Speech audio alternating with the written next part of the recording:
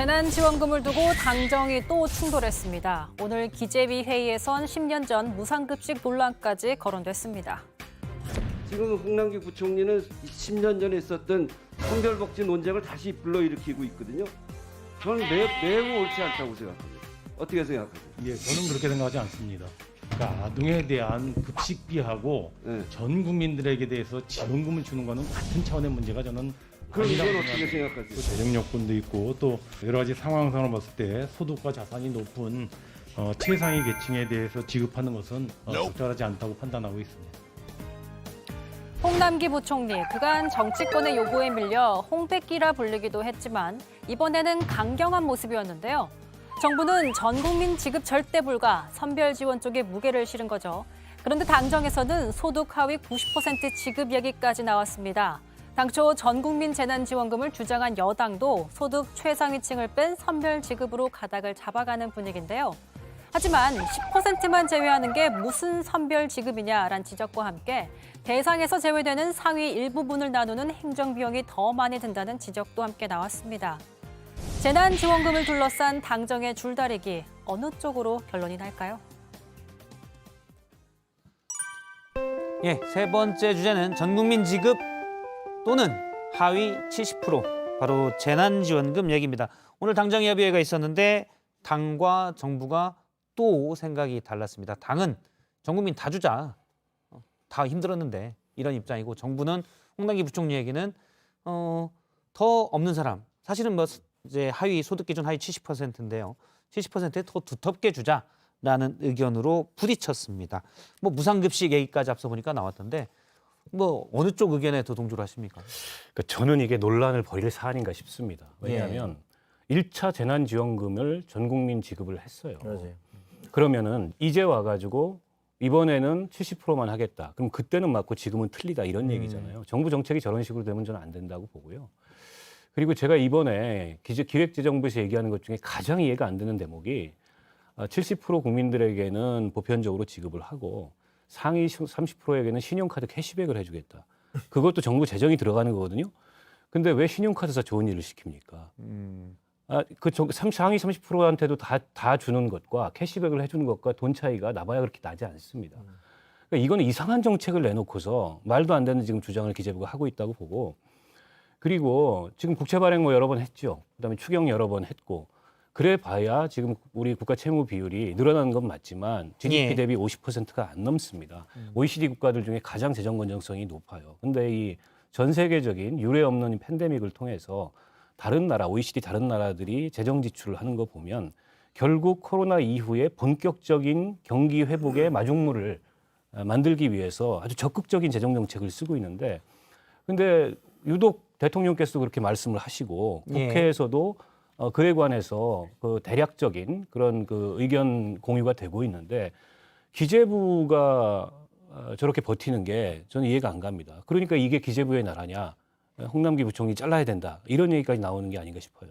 예, 저는 이제 여기서는 이제 우리 총장님하고 좀 생각이 좀 다른 것 같은데, 다를 것 같아서 이 주제를 두 분이 계속 생각이 같으셔서. 예를 들면 1차 같은 경우는 이제 전 국민에게 지급을 했고 2차부터 4차는 이제 선별을 하고 5차를 어떻게 할 것이냐에 대해서 논란이 있는데, 기준은 두 가지인 것 같아요. 하나는 국가 채무를 어떻게 하면 늘리지 않을 것인가. 예. 그리고 또 하나는 사회적 약자, 이 코로나로 인해서 고통받는 그 영세, 그 자영업자라든가 소상공인이라든가 이런 분들에게 어떻게 혜택이 돌아가도록 할 것인가.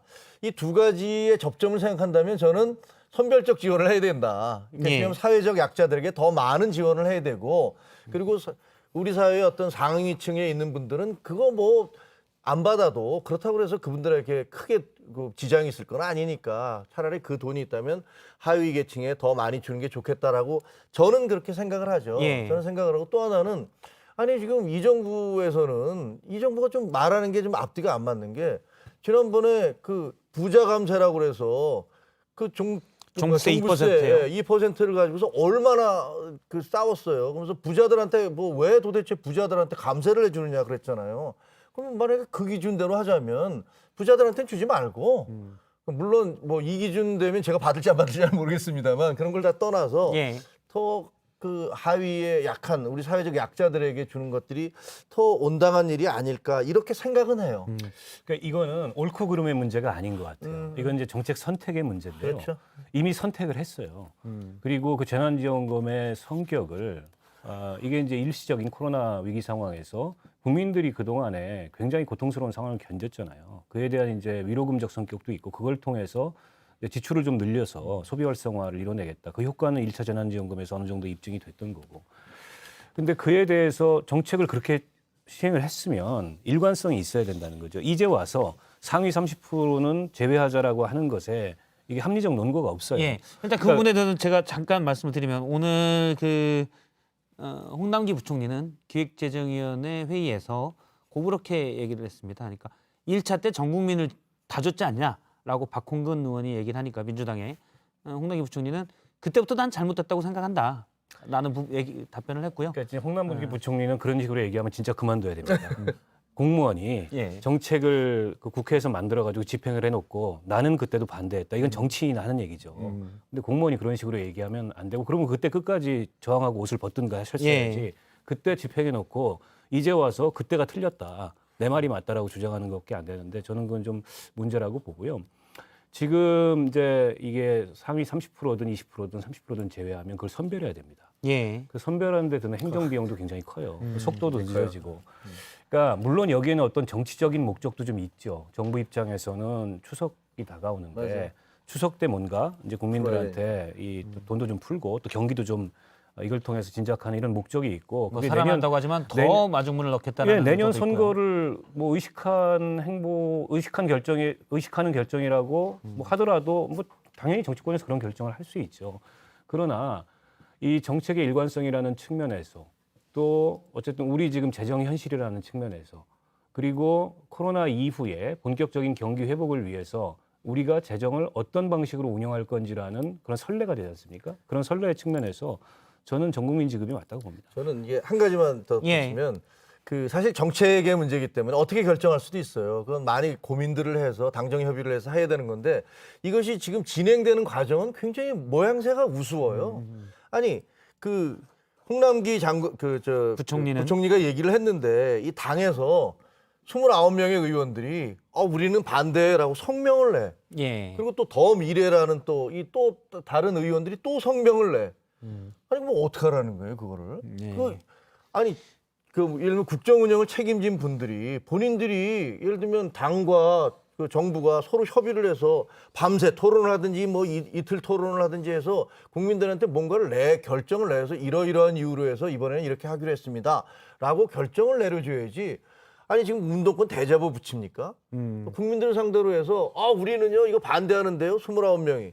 그리고 또 우리도 반대하는데요.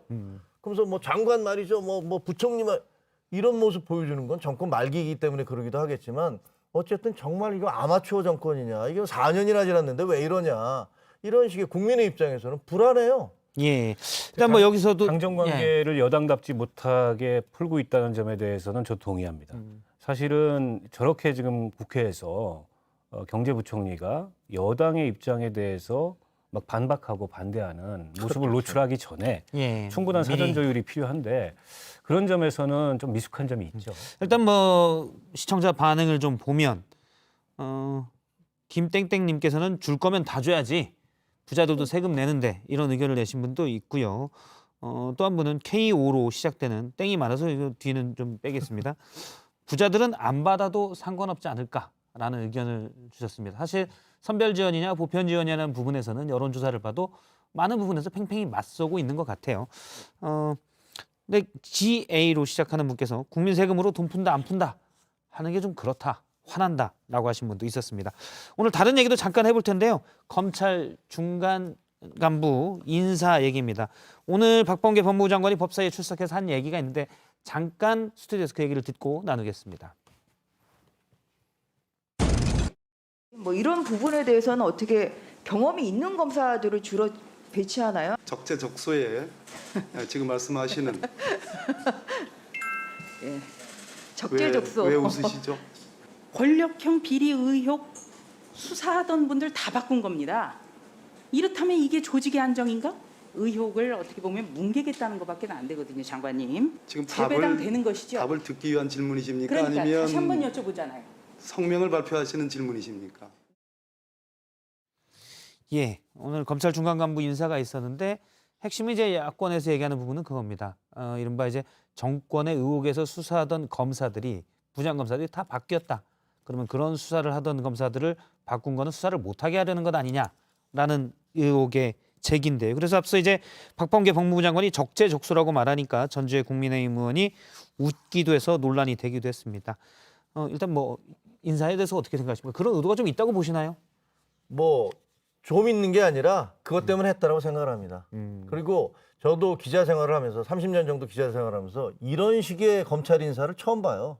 이렇게 노골적이고 예. 이렇게 마음대로 하는 검찰 인사 정말 처음 보는데 1년도 안 된 그 지금 정권에 굉장히 아플 수 있는 수사, 월성 수사라든가 김학의 출금이라든가 청와대 뭐 거의 개입설이라든가 이런 예, 그다음에 이상지기의원이었던가요? 예, 뭐 전주지검의 형사부장이 예, 바뀌었습니다. 그런 걸 다 바뀌고 그다음에 이 정권에서 이쁨을 받았던 검사들이라고 이제 보도됐던 사람들은 다 승진을 하고 영전을 하거나 좋은 자리를 가고 예를 들어 이문정 감사를 얘기하는군요. 뭐 법무부 그런- 감찰관으로 그렇죠. 뭐 그렇고 영전을 했습니다. 거기 이제 박은정 씨는 또 이제 승진을 하고 이런 식의 모습들을 보여주는 게 이렇게까지 해도 되나? 국가기관 검사들을 가지고 이렇게까지 인사를 해도 되나? 라는 저는 생각이 듭니다. 그래서 굉장히 불만스러워요. 일단 뭐 인사권은 하지만 법무부에 있었으니까요. 그렇죠. 예. 근데 이번 인사를 보면요. 중간 간부 인사의 폭이 늘 이래요. 이번에 중간 간부들의 한 90%가 움직였다고 그러는데 늘 그렇습니다. 9월 달이나 원래 3월과 9월에 정기 인사를 하는데 이번 같은 경우는 사실은 이렇게까지 많이 인사를 할 그런 시기도 아니에요. 그러니까 이제 뭐 장관이 바뀌었으니까. 그러나 이제 문제는 뭐냐면 이 현 정부의 업보예요. 그러니까 결국에는 검찰 인사와 관련해서 그동안에 끊임없이 이런 의심을 샀던 거거든요. 결국 정권을 향한 칼날을 고의적으로 피하고 누르고 그리고 정권에게 잘 보이는 검사들은 다 영전시키고 윗보인 검사들은 저 한직으로 추방하고 실제 그랬던 전례들이 있었으니까 그러니까 지금 검찰과 관련돼서 현 정부가 어떤 일을 해도 이제 그런 의심을 살 수밖에 없는 업보가 아닌가 싶습니다. 예. 수사가 이제 어떻게 되는지를 보면 이게 수사를 막으려고 하는 거였는지 뭐 그냥 원래대로 조직 개편이 사실 예정이 돼 있기 때문에 관련 인사인지는 이제 확인을 할 수가 있을 것 같습니다. 오늘 두 분 말씀은 여기까지 듣겠습니다. 고맙습니다. 그렇습니다.